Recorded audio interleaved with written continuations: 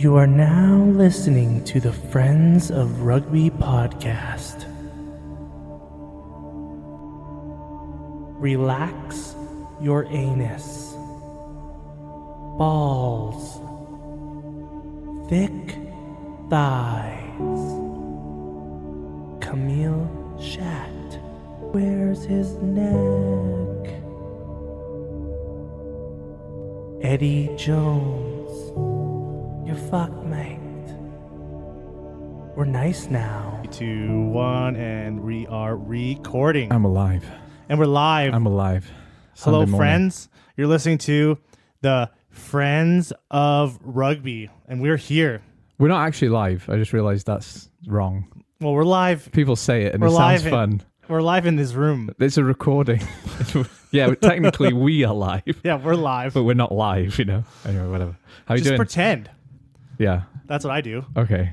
Like outside your windows here, this is a But it's factually incorrect. Thousands of fans watching us.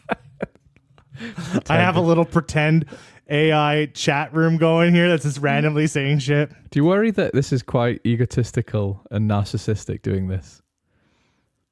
What my opinion is important Yeah. To me. in the world. To me. No, for everyone. And to Levi 69 Blaze it.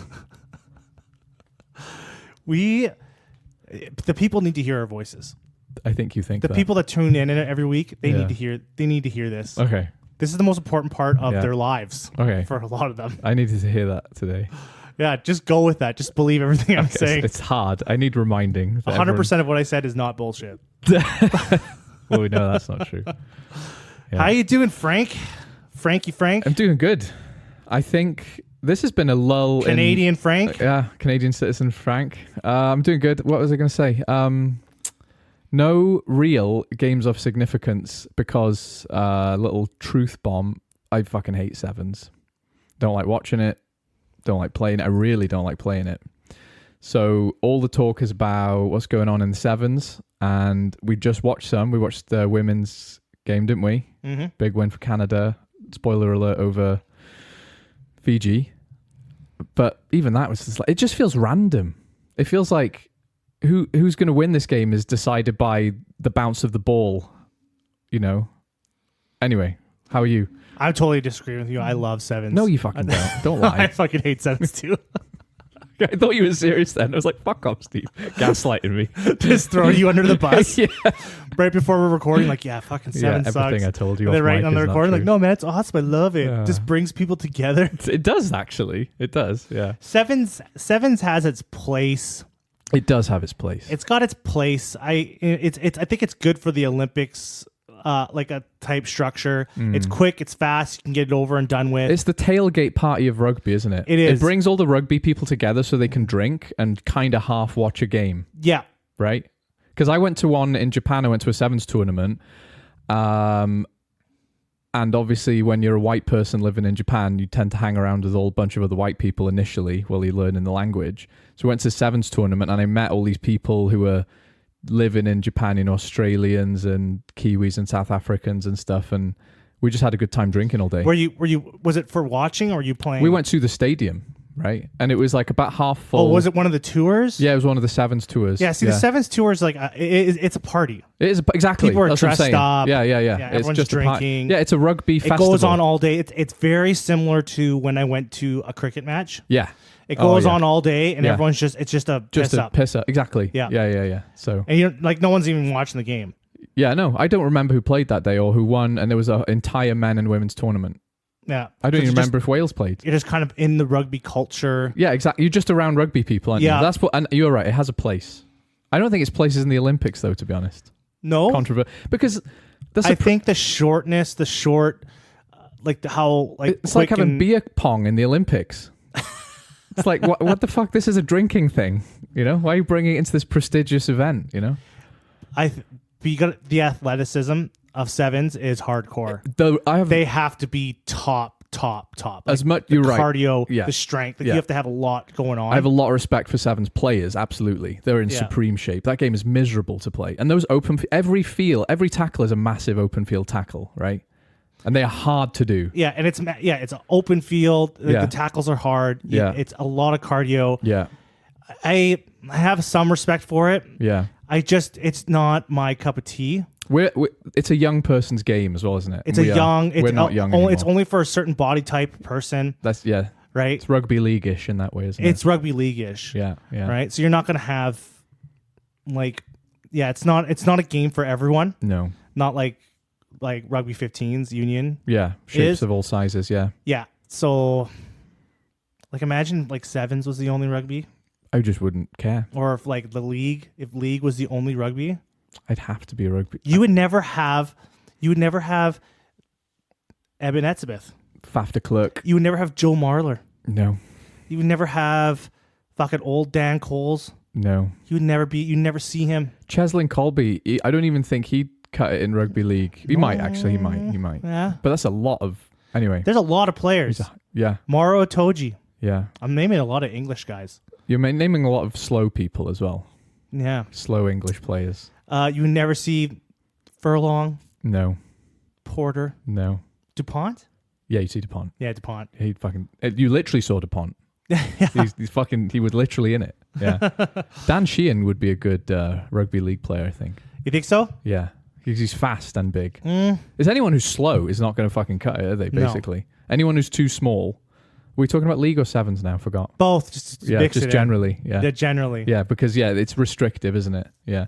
And it's something like basketball, right? Like I could be the best 3-point shooter in the world, but I need to be over 6 foot or thereabouts. There has been some short professional players, but they're far. And they're not going to be able to do a lot of stuff on that court, are they? Did I say basketball? Yeah. Yeah, there's been some short guys. Yeah. There still might be. I'm not a basketball. I don't know. No, I don't know a great deal. But yes, it's generally you need to be a big fucking guy, a certain type. Yeah. Body type to play that game. Yeah. No, that's why we love Union. It's for everyone. It's for the bullied kids, the fat kids, the tiny kids, the psycho kids who no one's friends with.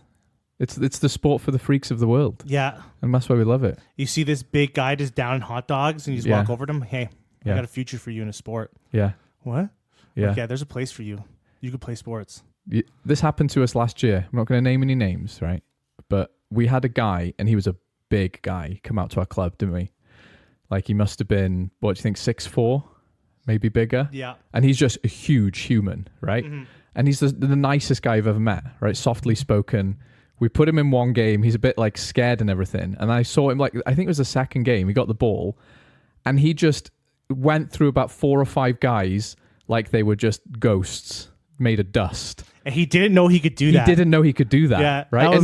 And to be fair, it wasn't for him. He didn't come back. But that one moment, I was like, you could be a god at this level of sports, right? Just because of your size, which you're probably a bit self-conscious about, right? But that guy, I was so sad because what could have been, man? What could have been? I was coaching high schools, just to keep going on that thing. I was coaching high schools last year. Yeah. And we have this big kid. Yeah. And he was kind of hesitant on the field. Yeah. Right? When he got the ball. Yeah. So I told him, I walked up to him like, hey, I need to tell you something. When you get the ball in your hands, that other team is going to be afraid of you. It doesn't matter how good you are at this game. When you have the ball in your hands, they're going to be afraid of you. You're a big guy.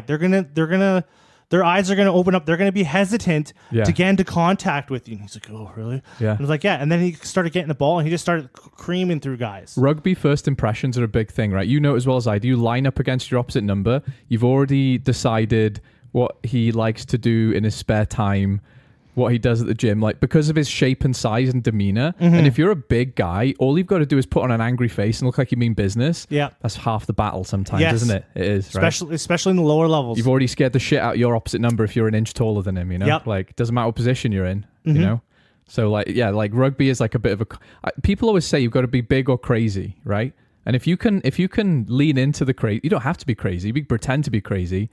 What they say in the cowboy world, fake it till you make it. But sometimes you just get tricked. Like I know I've played games where there's been some big guys on the other team, and they're soft. And they're soft. You're just taking them down. You're tackling them all over the and it feels amazing. And then you play the next game, and there's like a way smaller guy, and you're like, oh, this guy's going down. And he's made a scaffolding. And then he just like a fucking like, brick tackling houses iron coming. lumps, That happened yesterday in the game. This guy didn't look very much. Like, I wasn't thinking much of him. Yeah. Went in to hit him, and he just trucked me. I was just not expecting him to be that strong. Yeah. And I was like, oh, we've all been there. Just to see it laying on the grass, like, oh, that hurts so bad. When we played a game in Fort McMurray, which I think you also played in, there was this big English guy on their team, and he was their lock, and he was massive, and he comes down my channel. I put this tackle in him. I felt like an absolute legend, put him right in his ass, and I realized, oh, wait a minute, he's just soft. And everyone's coming up, oh, what a hit, well done, because I'm like half his size, and I'm thinking in my head, don't tell him he was soft. Don't tell anyone he was soft, right? And the guy just gets up, and he's like, oh, I've missed rugby, because it was like just after COVID, right? Yeah. And he got, poor guy, like just out of shape, and I've just put in this hit on him, and everyone's like patting me on the back, and I'm like, don't tell him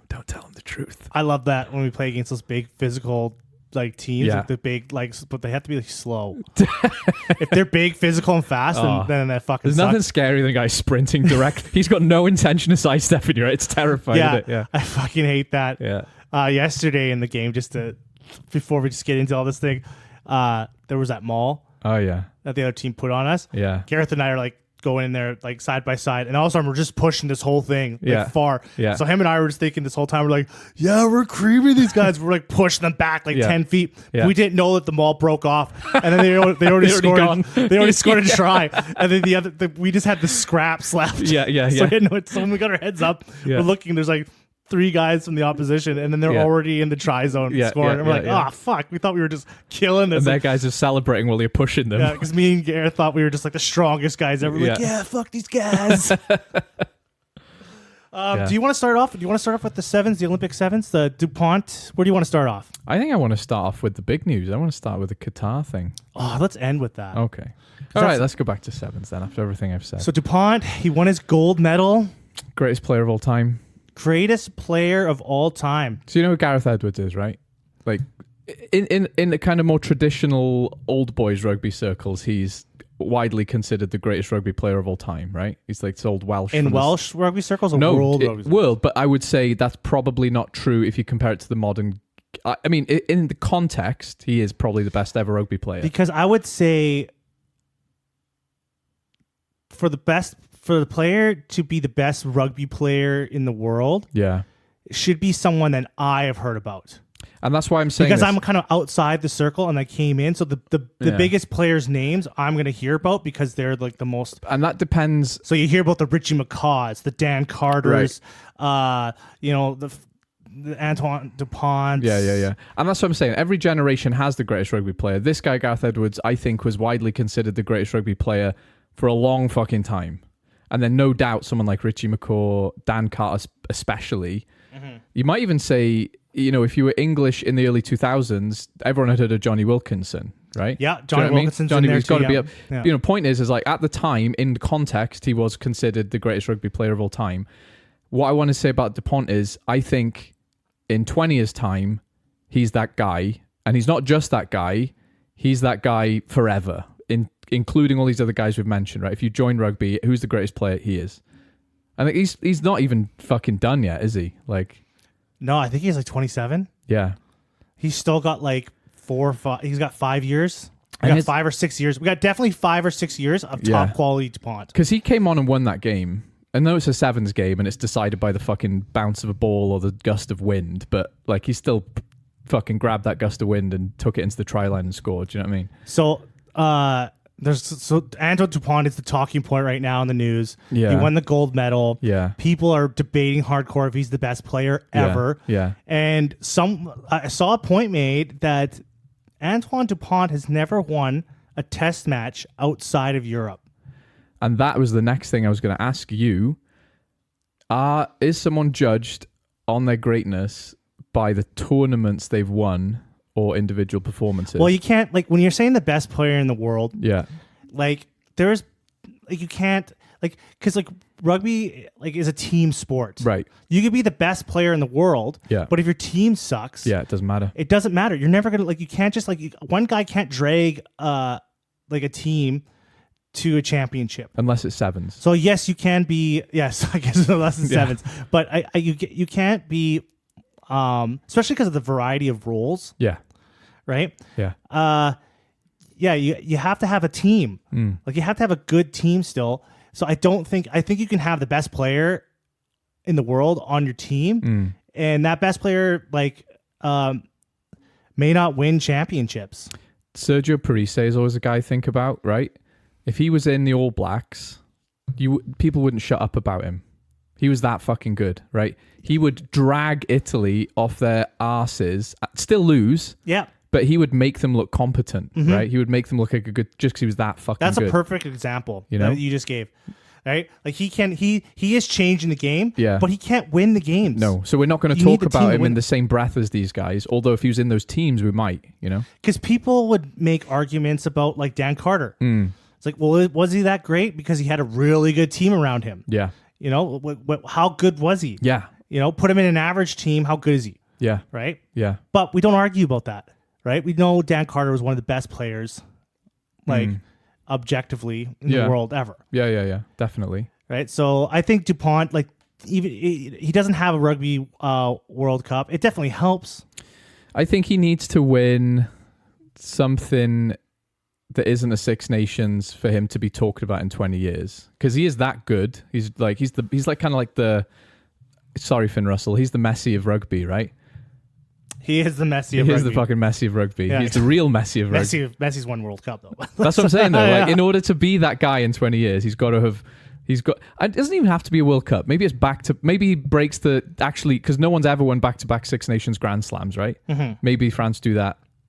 Maybe that's how we remember him. Maybe... it's sad that France don't join us on the Lions Tour, actually, because like having that Lions prestige for Northern Hemisphere players adds a little bit of caliber, doesn't it? And the French don't get that. Because you have best, like when you bring in the best players, when you look at like the best players in the world, right? No one's as versatile as he is. Yeah, and that's what the next thing I was going to say. You judge a player by how would they play in another position. I always think Justin Tipperick is such a good example of this, because maybe except prop, you put him in any fucking position and he's amazing, right? Same with DuPont, almost exactly. Obviously, I think DuPont's a better player, but he can do everything. Right, maybe not prop because he's just not that size, but he would even be decent at second row as long as he's not line out jumping. Yeah, the player that comes the closest to him, to DuPont, would be Artie Savea, in my eyes. 100%. Yeah. Because no one like those two players, Artie Savea's toolbox. Yeah, like the tools he just has, it's stocked. Yeah. And he could play. I bet you he could play any position. Oh yeah, and be good. Oh, he could. And it's usually the guys we talk about in that situation. It's usually a back rower. They're literally right in the middle of that team sheet. They are literally the almost in the middle of the team between the scrum and the backs and the forwards. Right. So for DuPont, who is a 9, not even a back rower, to be talked about in the same breath as someone like Savea is a compliment to DuPont more than it is about the versatility of a player, right? Because let's take another top quality player, and you can instantly tell the difference. Another top quality player. Etzebeth is a good example, right? I was just going to name Etzebeth, right? He's a top quality player. Yeah. He's one of the best locks in the world. Yeah. Right? But he's not as versatile as Savea or Be DuPont. A shit fullback, wouldn't he? Yeah. Right? But Artie Savea, I have no doubt he'd be able to play fullback and be good at it. Yeah, I agree. Like you could put him back. He could play 10. Yeah. And he'd be good at it. Yeah. I think of someone like Tyg Byrne as well.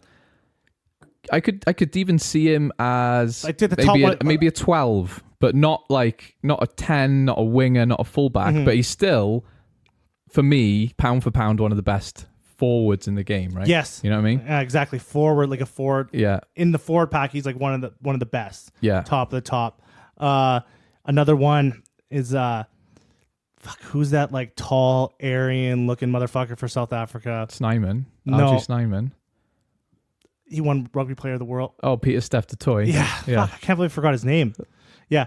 Him and Tyg Byrne are like kind of like the same thing. Yeah, they have to be forwards, don't they? Yeah, they have to be forwards to really excel. Yeah. Right. Yeah. When I don't think like obviously like it's not like for sure what I'm saying about Savea, but I really honestly believe that you could put him on anywhere on the field and he would excel. Yeah, he would.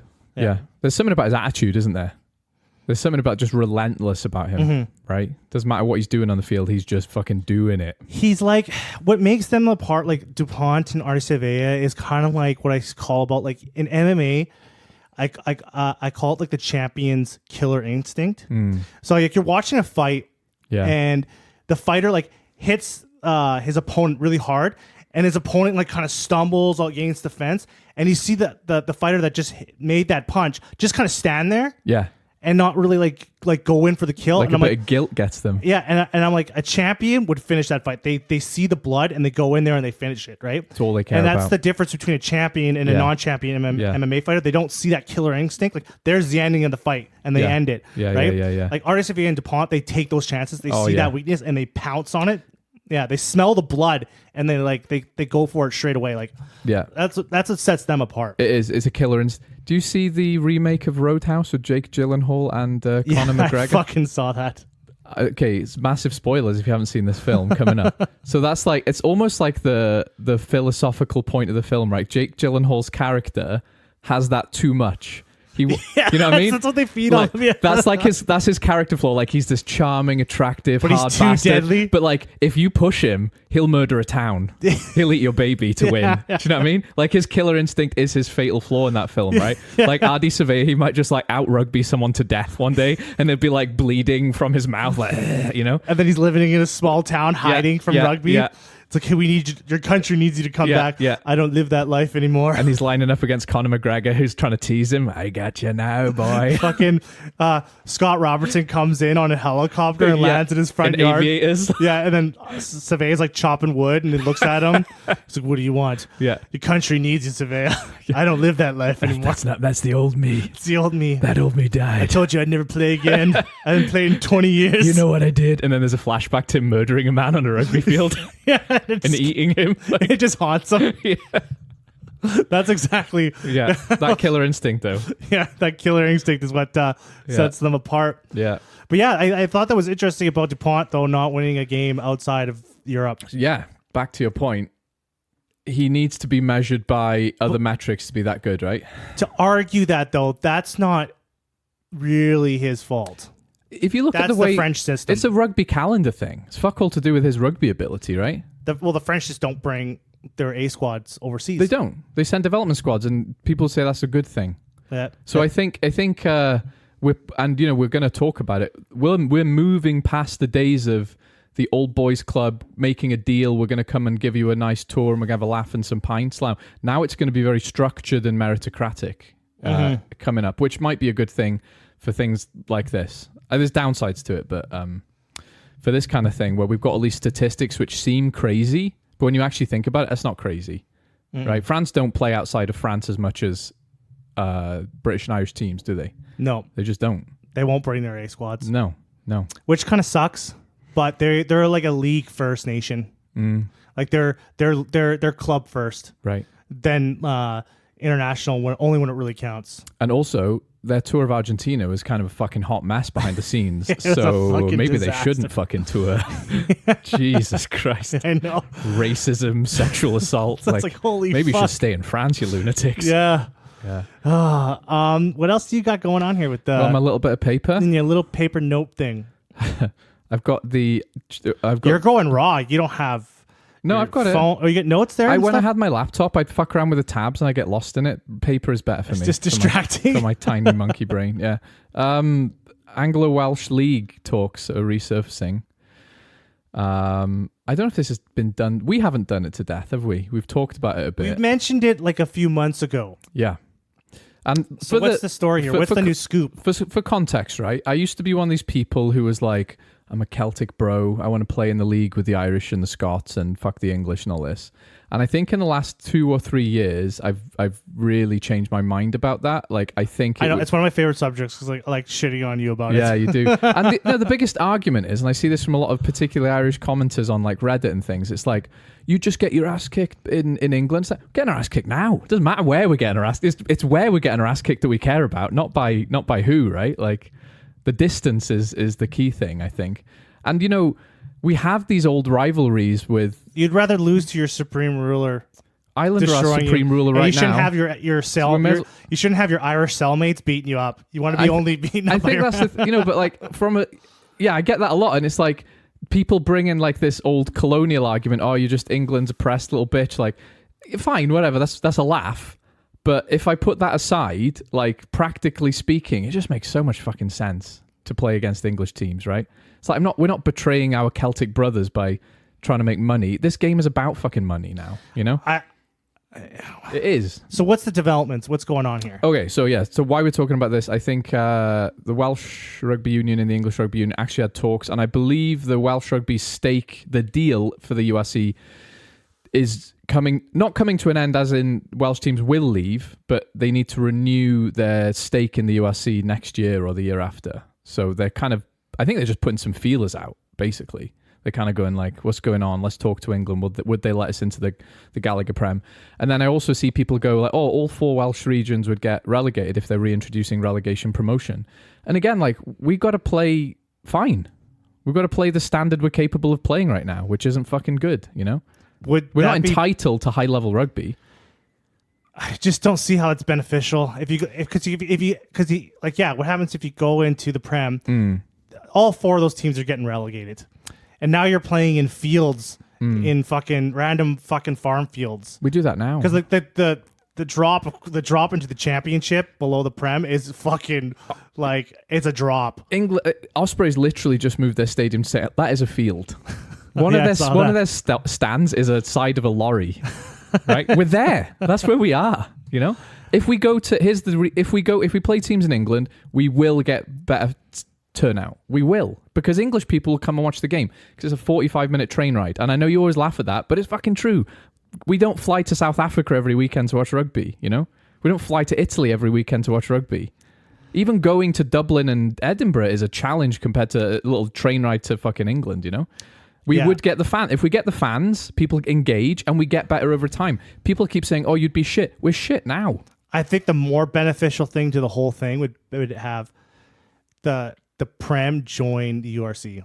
And I think that's not off the table. I mean, I've not read anything about it. I think that's the most beneficial, like, for all parties, because then everyone gets everything. I agree with that. You get your English rivalries. Yeah. Everyone gets a little bit of everything. That's true. Because, yes, those places get really amped up to play English teams. They do. The Scottish would be the same thing. The Irish would fucking love it too. Edinburgh to Newcastle isn't an unrealistic distance. Like the Harlequins coming into Dublin. Yeah, it'd be a big game. Yeah, it'd be a big game. Like, people would love to watch that. 100%. Saracens and Leinster every few weeks. Like, that'd be class. You know? Because I think right now, the separating leagues is not a good look. It's just, it's messy. Here's the thing though, this was never, you're coming from North America. Yes. Where everything has always been tidy. Remember, where the sports are the best. Sports number 1. I mean, sports are the best. People fucking love their sports. They do the sports the best. They do the good sports. Australia and the US, they do the good sports. We're going to talk about one thing, like especially in North America, like, the sports is done really well. They know how to they know how to market and sell domestic sports, don't they? Because to be honest, I watch the fucking NFL. Bores me to fucking tears. It's like a 4-minute game with 2 hours of commercials, right? You're exactly right about that. But they're doing something right, aren't they? People fucking they love can sell it. People fucking love it, so they're doing something right. But here's the thing with rugby: we're not coming from the same spawning pool, right? This game has only been professional for 20 years, and even when it was, we didn't exactly plan it very well, and that's what we're dealing with now, is just this weird, we're still in the primordial soup of professionalism here, right? You got to go with what works. That's what you got to do. You got to look at who's succeeding, what are they doing, and implement that. You know who's a good example? The Irish. They looked at the New Zealand system and they basically copied it. Yeah, but that wouldn't work in England or Wales, though. It wouldn't work. We don't have Ireland are lucky because I'm just saying. I know that's a different situation. Yeah, but they took a system that they saw what worked. Yeah, they implemented it. Yeah, and it's working for them. Totally. Right. Yeah. Now, I'm not saying that's the way that Wales or England should go with their teams and stuff like that, because they're in a completely different situation. You just think that we should copy something that is successful. You need to copy something that's successful. And you know who does really good, like, privately owned club teams and then makes them into like $1 billion like products? Americans do it. Right? Okay, so here's the deal with that though, right? I think what England are trying to do is keep up with France. France and England essentially have the same type of system. Private club, single country league.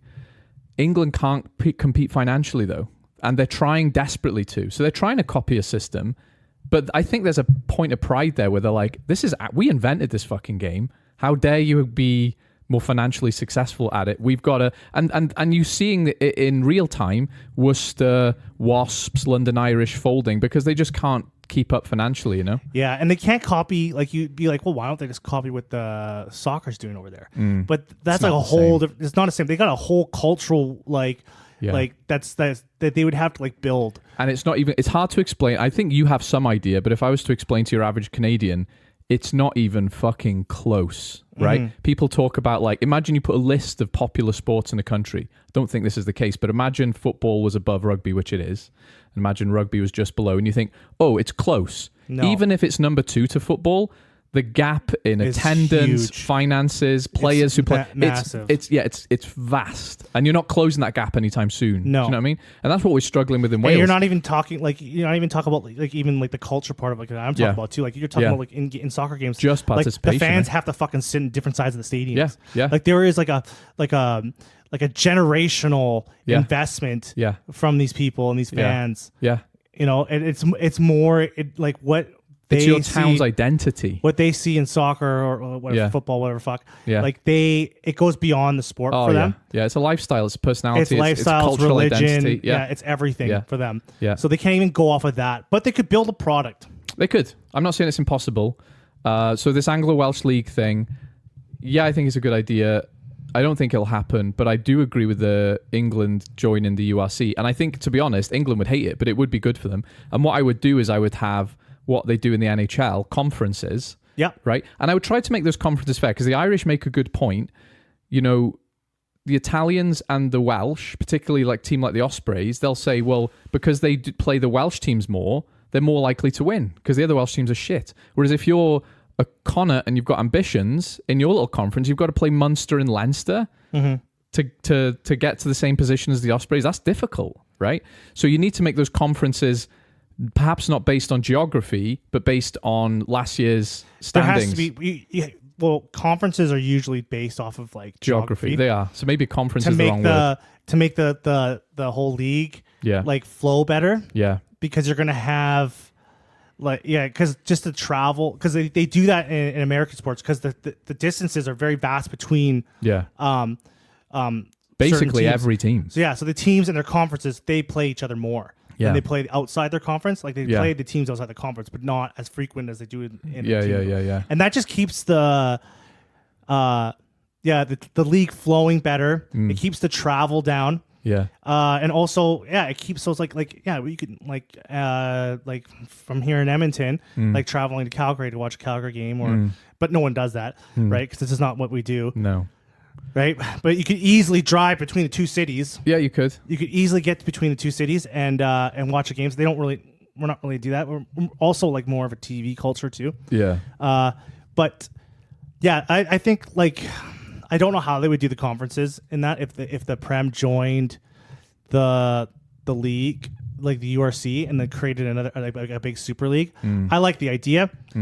But you could have almost, because you'd almost have like mini leagues within the league. You would. And you'd have the Welsh league. And you can have like we do now. We've got the Welsh Shield. We've got that already exists. And then the problem is we're already now we're going to get into talking about devaluing the Championship Cup, the Champions Cup, right? So the overarching story for me here is we're at a crossroads in rugby in the club game. Either we stick to our traditions and we value our local derbies, right? We want to revive the derbies of old, like, you know, when Gloucester and Cardiff or Gloucester and fucking Dragons had a bit of a rivalry, which, to be fair, have existed for like 100 years. Like, these guys used to be big rivals, right?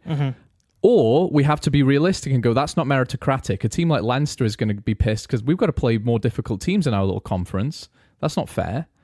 So you've either got to stick to your traditions and be one of the old boys of rugby, or you've got to accept this game is about making money now. And if, like, I know that's a dirty word for some people, but like if it wants to survive, it has to fucking make money. So it's got to be meritocratic, right? Our little conferences and these leagues have to be based on who is capable of beating another team, like are they at the same level, which is why the Champions Cup is good. And to be honest, I was happy when they said in the URC, you have to be in this bracket in the top of the league. We're not just giving a Welsh team and an Italian team and a Scottish team a free fucking spot. You have to fucking earn it. I like that because all of a sudden it means the Welsh have to go, well, we got to fucking play better then, right? It has to be meritocratic. And that means there's stakes. That means more people come to the games, etc., etc., etc., right? So we're at a crossroads here. Do you pick tradition or do you pick... I feel like you can have... If the English join the URC, I think you kind of get the best of both worlds with that. I think you do. You don't get it perfect. No. It won't be perfect, No. but I think you get the best. I think that's the better outcome than leaving and having all these separate leagues. Yeah, I think so. I think it's not going to be perfect. It won't be perfect, but I think that like having them all in one place, I think is more beneficial. And you'll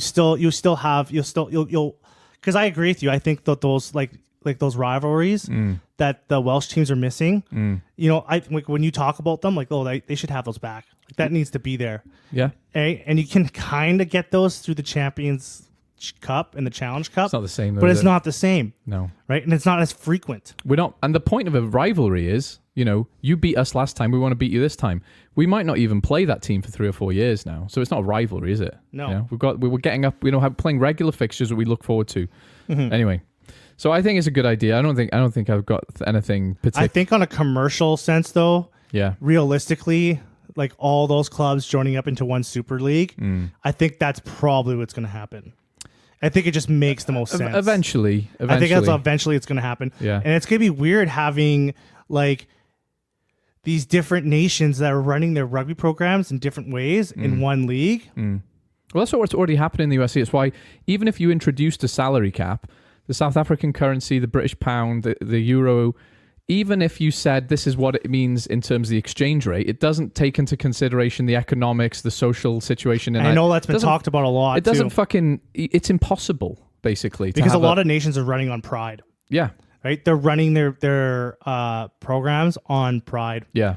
Right? Like the South African teams too. Like they're not paying their guys as much as they are the guys are making in Europe. Yeah. But they're still going down there to play because of the pride. They're happy to pull that jersey on, right? And that pride is that only goes so far as the money goes up and up and up and up. Yeah. Well, that's why half of them are in Japan now. And 1,000 of them are playing in Europe. Yeah. Yeah. Anyway, we're getting there. We are getting there. Random other news. Duhan van der Merwe became the most try-scoring Scotsman.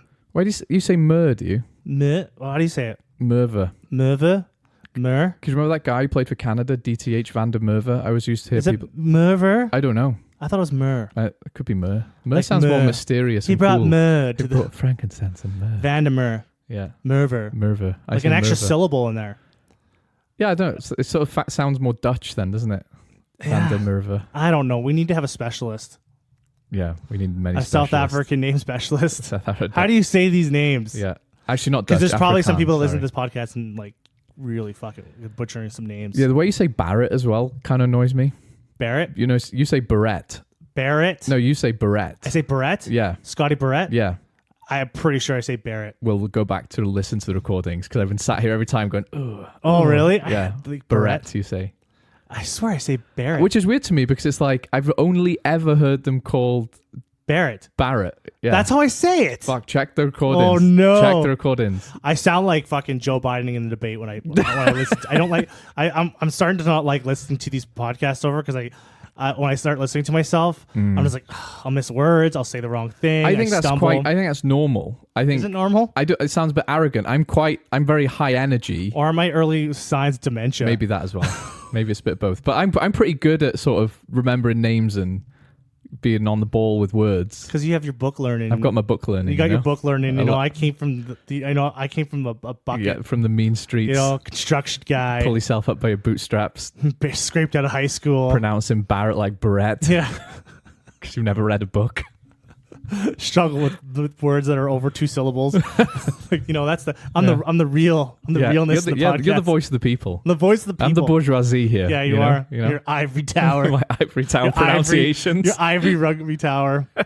But Van der Merwe is now the highest try scoring Scotsman. Yeah. By going to North and South America and beating the mighty Uruguay, which was a close game. I've got the score as 31-19. Like, Scotland's ayahuasca trip's taken a turn. It's too much ayahuasca. Too much, yeah, lower the fucking dose, boys. They've played a lot of games. I haven't looked at all the games they played, but I was surprised that they were still going. It seems like it's been going on for ages. It's 4 games, which I know is slightly a game longer than the usual summer series is. And we were talking about how last week, we were talking about how the tour was probably good for the morale of the team. Yeah. And the camaraderie of the team. And I was just listening to an interview with Craig Townsend, and that's exactly what he was talking about. They know what they're doing. This isn't an accident. That was the plan the whole time. Boys on tour. And they did it. They're like, this is a boys on tour, it's boys. It's a fucking boys on tour. Yeah, it's a boys trip, and they are enjoying the shit out of it. Wasn't a single wife in sight this whole fucking time. No. This was a boys fuck. And they're playing rugby. They're hanging out. They're going to nightclubs, drinking peyote. Yeah, and they're like just living life. Yeah.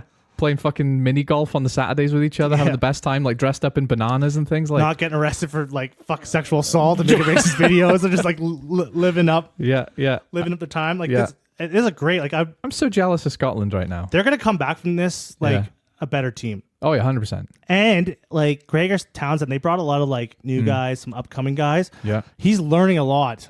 He's learning. Oh, yeah. I think Scotland will not win the Six Nations. I don't think... I think, for me, they need to beat Ireland.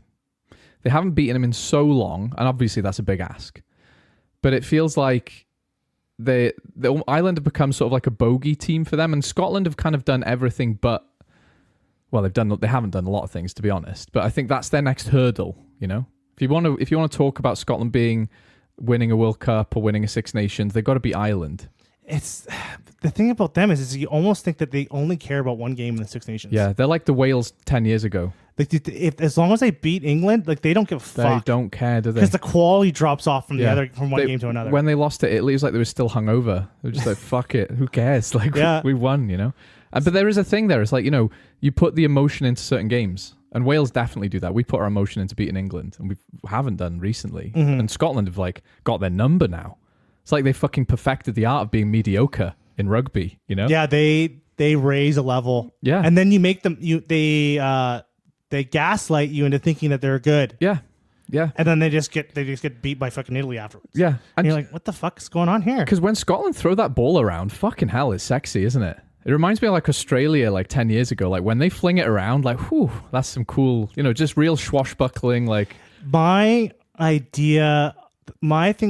the problem I think with Scottish rugby is I don't think they have like a style identity. No.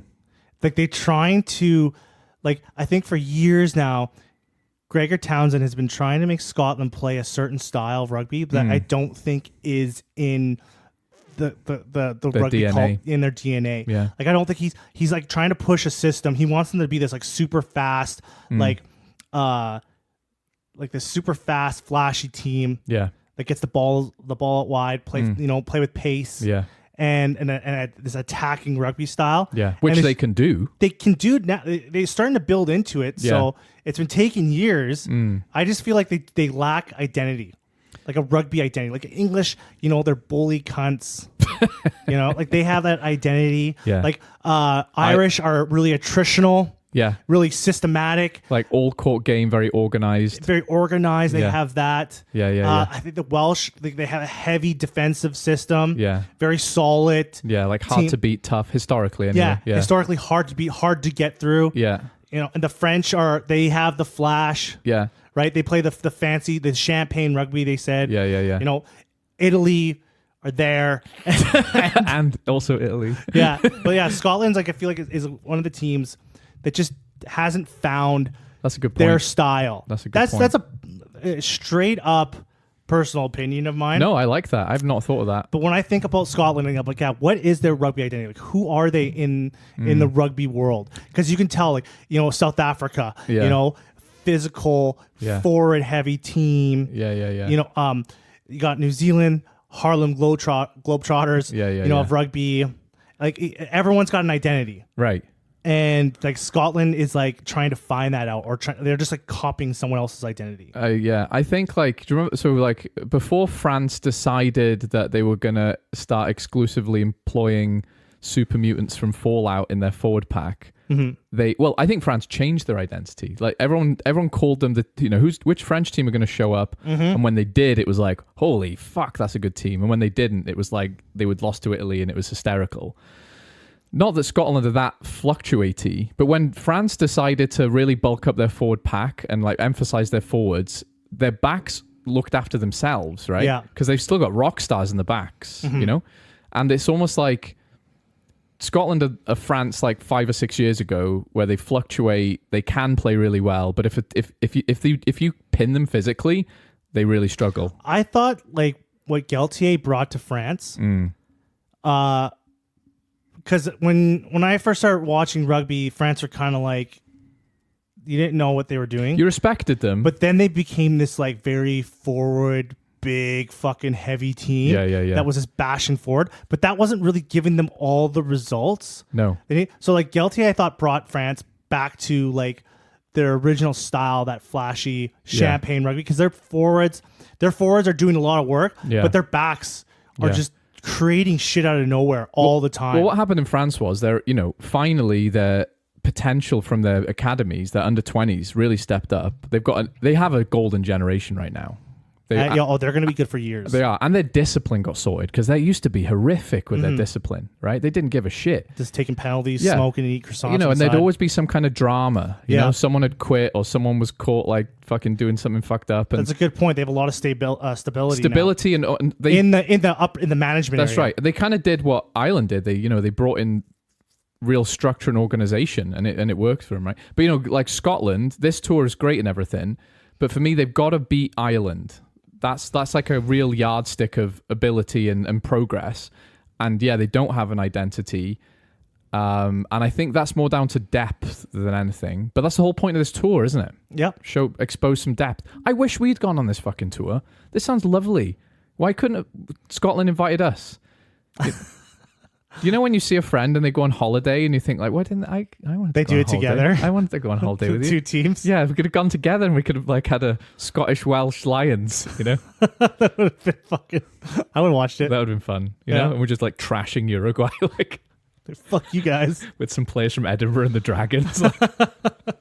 Fucking loved that. This would have been perfect for Wales. We need a morale boost more than they need it. Yeah. And they've gone and given themselves the ultimate morale boost. I think Scotland should have went to Australia. Yeah, and that would have been, honestly, a better yard. Because Australia, and I love that they're happy again. This is great for World Rugby, but it's like they've beaten the first boss and it was insignificant, and in a minute they've got to play the Rugby Championship and they're going to get fucking battered. Yeah, it's really going to expose... This Rugby Championship is really going to expose who's who. We know who's who. That's the thing. Do we? I don't think Australia are going to win a game. I could see that.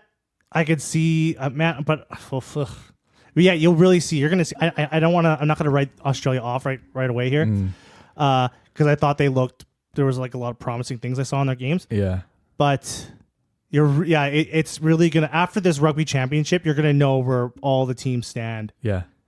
In the world, I think you're gonna know who's who. Because like if New Zealand comes in and just trashes the box, you're gonna be safe to say that like they're probably the best team in the world. I hate fucking talking about the best. I love talking about the best team in the world. It's such a. I love talking about that. Oh, it's almost like a paradox. This like. Because no one's ever right. No one's ever the best team in the world. But there's some best. I would say they're best team. I love how they're like the argument of the best team in the world. It's just yeah. Speaking of the best team in the world, we're going to figure out who the best team in the world is, because we're going to talk about the Nations Cup Championship of the world. So Zanzibar and the Six Nations shut down Qatar. Yes, they did. They're like, we can't have this bad mojo, guys. Fuck for that. I was genuinely happy about this. I was genuinely happy about this news too. So explain it in some detail for our listeners. They said, hey, all this like... No. Like, what is the Zanzibar Cup thing? Tell me. Oh, you want me to go through it? Yeah, tell me like I'm an idiot. So they're going to play every 2 years? Yeah. they're gonna. You're correcting me because you know. No, but we need context. Yeah, I'm trying to explain because I'm not 100%, but I think I got the gist of it. Yeah. So during the autumn and July tours and the Six Nations and the Champions Cup, they're going to like combine all these games into like a league. Yeah. So every game counts towards this nation's championship, and I think they're gonna finish it off in November. Yeah, sounded like it. So it kind of ends off at the end of the year. Yeah. Once every 2 years, it will culminate in a game between the two best or something. So right? Qatar threw out a ton of money because they have infinite money. Yeah. And they're like, hey, we'll pay all this money if you host the finals. Yeah. So I think they would host maybe like the semifinals or some kind of knockout stage, like a mini knockout stage. I didn't know the full details. Yeah. And then the final. Yeah. And they put out a huge number. Like 800 million or something like that. Yeah, it was something crazy. Yeah. Right? So everyone in rugby was like, holy shit. We could buy a lot of jerseys with that. Right? But Six Nations Sanzar came to their senses. Like, this doesn't really make sense for like a lot of reasons. Like, they said it didn't make sense for their fans. Yeah. Travel-wise. The negative, what's the word? Publicity from Qatar. Yeah. They didn't really want to get meshed into. Which I thought was pretty bold. I'm just going to say that. I'm really glad they fucking said it. I'm really glad they had the balls to go, no, we're not doing that because you fucking human rights abusers, you know? Because the world, they made with football, like soccer, it's become a joke. All this corruption and, human rights abuses in Qatar as well. So I'm just glad that they had the balls to say that instead of going, oh yeah, we're not doing this for unspecified reasons, which I would have been happy with. But they straight up said, yeah, no, fuck that. That's this stuff is kind of, we don't want to be associated with it. Stop kidnapping people and stealing their passports, right? So that's led other people to step up to the plate. Other abusers of human rights. Other abusers of human rights. But with eagles. More supporter of abusers of human rights. Fucking hell. Okay, let's not. Yeah, we're going to get politically. Anyways. I really like this idea too. Yeah. The United States has put up their hand in a bid to hey, you know what? We'll host some games here. Uncle Sam has entered the chat. Uncle Sam Uncle Sam wants you. Yeah, he does. And I think I like this idea. I like this idea. It works out for us pretty nice because we could get a flight to Las Vegas. Yeah. Fucking one weekend. And since us North Americans were in the center of the world. Yeah. Everyone's Hey, I've looked at a map. You're not wrong. Everyone's coming, comes to. Yeah. I think it's a great idea. I do. I think it's good for the sport in the United States, and I think it's good sports for just North America in general. Yeah, and here's the thing: we're talking about this is much less political. We're talking about developing global rugby markets, right? Japan is doing Japan's developing nicely, but in a very Japanese way. They're doing their own thing, and it seems to be working for them, right? They've got these huge companies, and they've got all these people, but they're not kind of almost part of the global development of rugby, right? They're just doing their own thing, very Japanese. But we've been talking about North America, specifically the US, as the next rugby market for years, and the MLR's chugging away, and it's improving. This is the kind of thing that kickstarts it. This is really the kind puts of thing. Eyes on the game. And I think they even called it in that news article we read the Super Bowl of rugby. Yeah. Which, that sounds kind of fun. Now, is the Nations Cup a good idea? No. Nah, it's awful. It's terrible. Yeah, terrible idea. If we're doing it. If we're doing it, let's do it let's do it like this. Let's do it like this. Yeah. I think this is a great idea because lots of people like to go to the United States to travel. Yeah. It's a very accessible country for a lot of nations. Specifically Canadians. Specifically, us. Yeah. It's just and they have the stadiums, they have the infrastructure. Why not? Yeah. And if they're going to target a place to grow a sport, it doesn't make sense to go to Qatar. No, exactly. It doesn't make sense at all for the growth of the game. Yeah. Because for FIFA to go there, it doesn't matter. No. Right? Every single country in the world likes football. Yeah, and they're not worried about growing the game. No. Everyone's there watching already. No.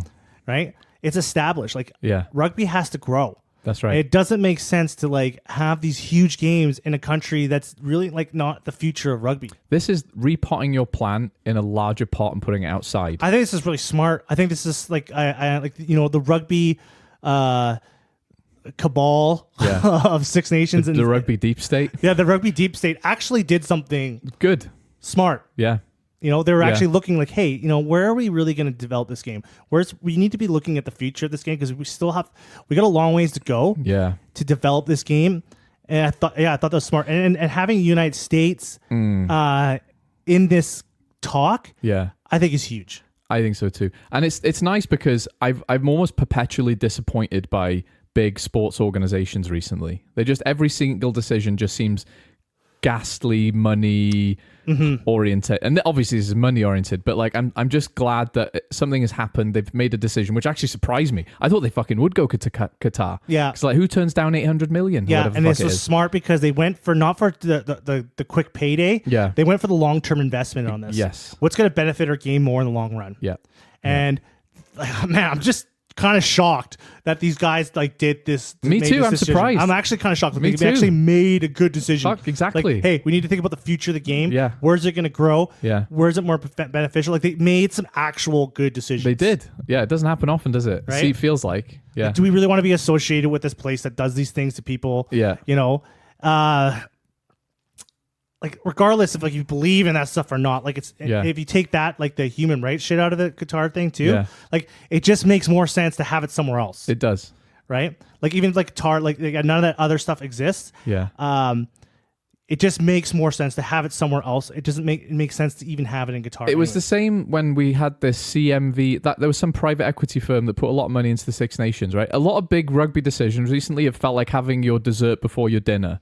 Just like, I want the sugary money right now. We'll worry about the consequences later. This is the first time in a while a major rugby decision has been made where I'm thinking, we're thinking long term, we're thinking sensibly. Like this is actually going to... We may not get a big fucking wad of cash right away, but long term, this is going to be actually good for the game. So regardless of how I feel about the Nations Cup, whatever the fuck it's called, this is a good idea. And yeah, having an American city host some like mad ass, like crazy games, like high competition, like, yeah, if they do it in Vegas, that's huge.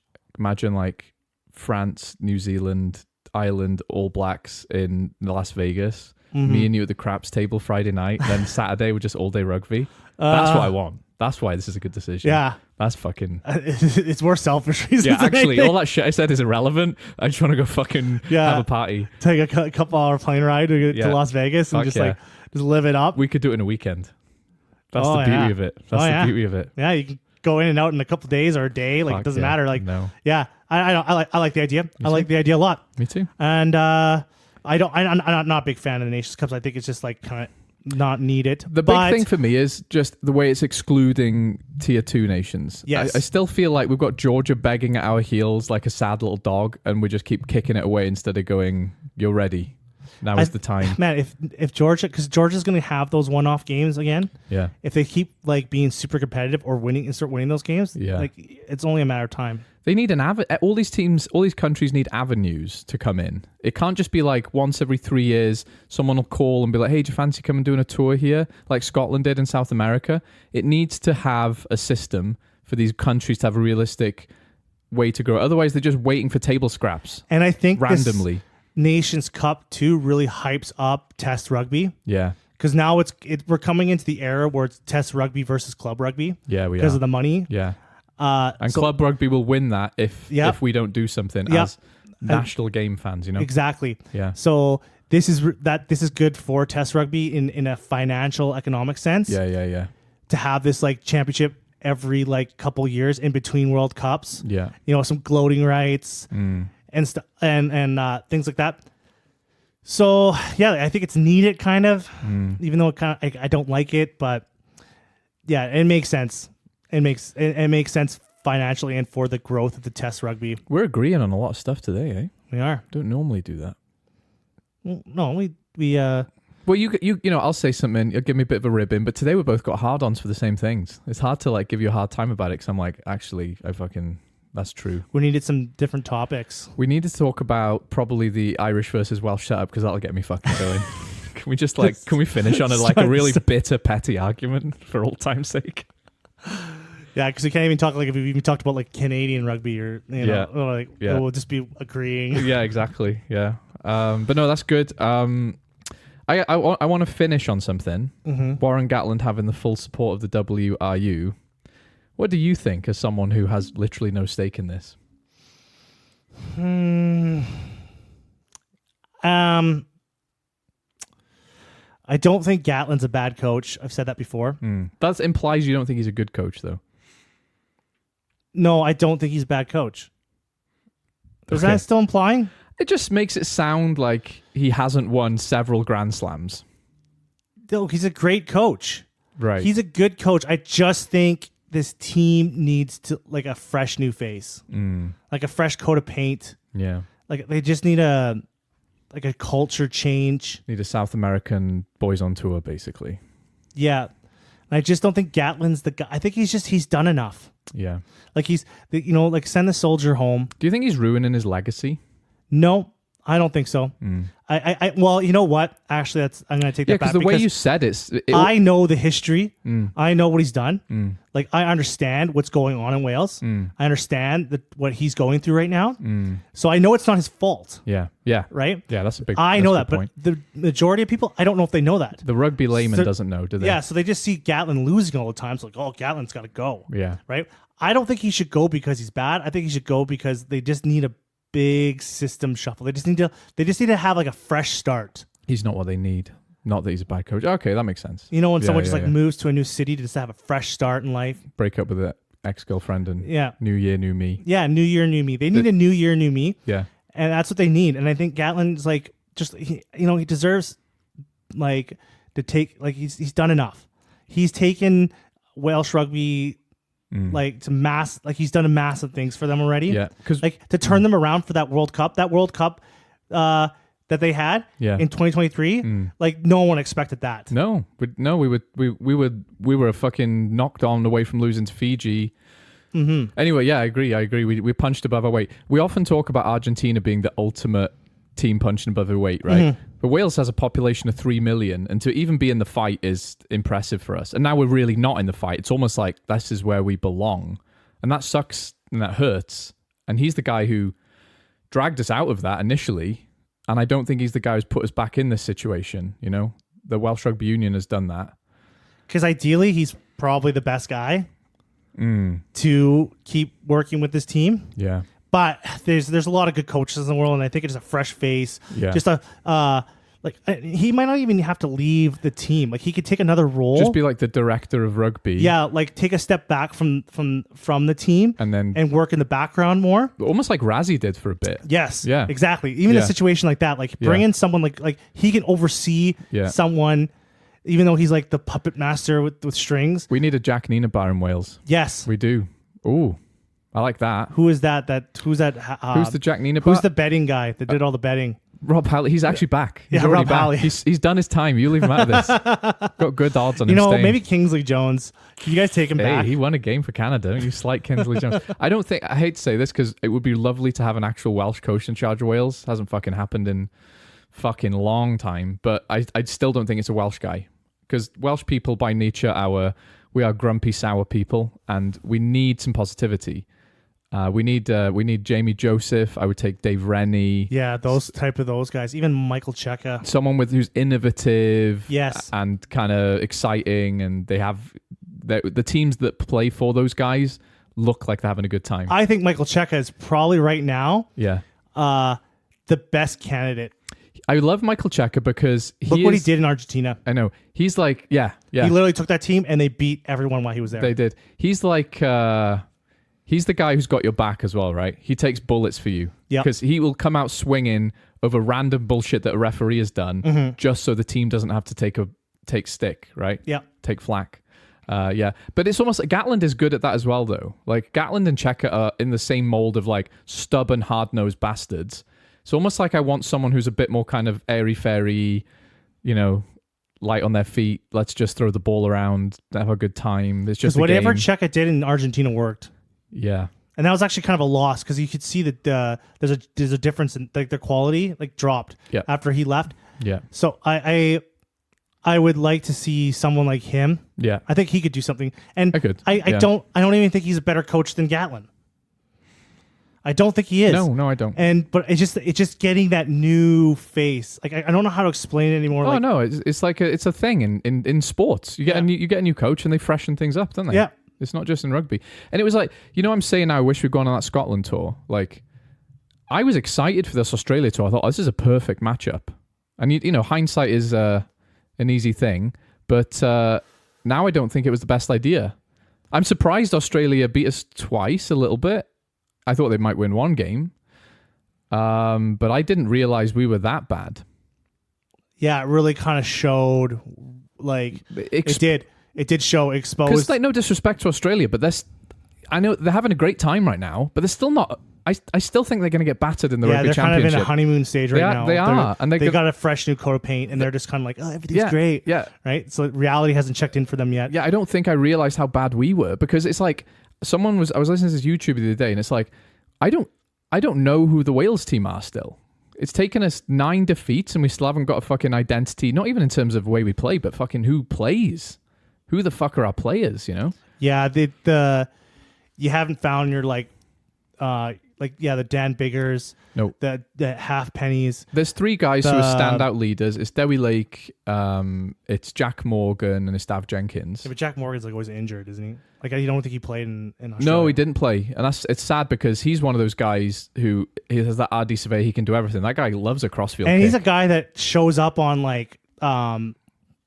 people's team of the year sheets. I know, and he's barely like played. Yeah, but that's the thing. It says a lot about him, right? Because when he does play, you fucking know. Right? That guy can do everything. Anyway, fuck, we were talking about Gatland. Yeah. I don't know. I don't know either. I like what you said about the director of rugby thing, though. I think that's what we need. Yeah, do a Razzie type thing. Yeah, Gatland retires to the Gatland's in your head. yeah. Imagine Gatland's in your head. Yeah. But Gatland had his moments like that. Remember the Lions tour where the New Zealand Herald put a picture of him with clown makeup, and then he beat New Zealand, and he came out in the clown nose. Like, he loves a fucking. Oh yeah. He's got the Razzie tricks, man. Like, he was doing this before Razzie was doing it. Oh yeah. So yeah, he kind of created the game. He did, but the thing is, time is over now. And he's mind fucking with his players and shit, and to motivate them. No, he's fucking. He knows what he's doing. But I think his time is over in that respect. Yeah, he's done enough. Yeah, he's done enough. It's not like, hey, you have to go because you're failing. It's like, you've done enough here. Yeah. I would still like to have him like a Razzie situation, but it's time for someone just to get someone fresh in there. Yeah. Right, and if that doesn't work out, then they can bring him back again. They can undig him from his grave. Oh, fucking hell! And drag him out of his fucking coffin and throw him back on the field. Terminator 3. It's gonna be like fucking Weekend at Bernie's. You ever seen that movie? No. He's like where they have their boss dies and they have him they're carrying him around and pretending he's alive and they got him on strings and shit. Yeah, it's gonna be like that, but it's gonna be Gatland on the field. In Futurama, where they've got the floating heads in the water tank. It's just Gatland doing the press conference, and he's just a head in some water. Yeah, that's exactly what in 2200 or whatever the fuck. Yeah, because they just couldn't find anyone else. No. Fuck, we just can't get anyone else. Yeah. All right, I think we talked about everything we needed to talk about today. Yeah, we really scraped the bottom of the barrel there, I think. There's always rugby talk about. There's always rugby. Remember yesterday, you're like, what are we going to talk about? What are we going to talk about, Steve? I'm so worried. There's always rugby. I knew that. I just didn't want to talk about sevens. Yeah, we were going to talk about sevens. Good. We mentioned sevens and we fucking brushed off. We fucking touched it and left. We touched it and then we left. Like a creepy uncle. Well, friends, like and share and subscribe to the podcast. Yes. On anything you can find us on. Do you want me to do anything in this bit? What do you mean? I don't know. Do you want to say a thing? I don't know. What do you want to say? Why did you just cut me off at the ending? I'm trying to close the podcast. It's Sunday, 28th of July. Holy fuck. Thanks. Yeah, that's what we needed. Check out our Substack. You can email us at friendsofrugbypod@gmail.com. You can reach us at our Patreon. No, we don't have a Patreon. You're like, what?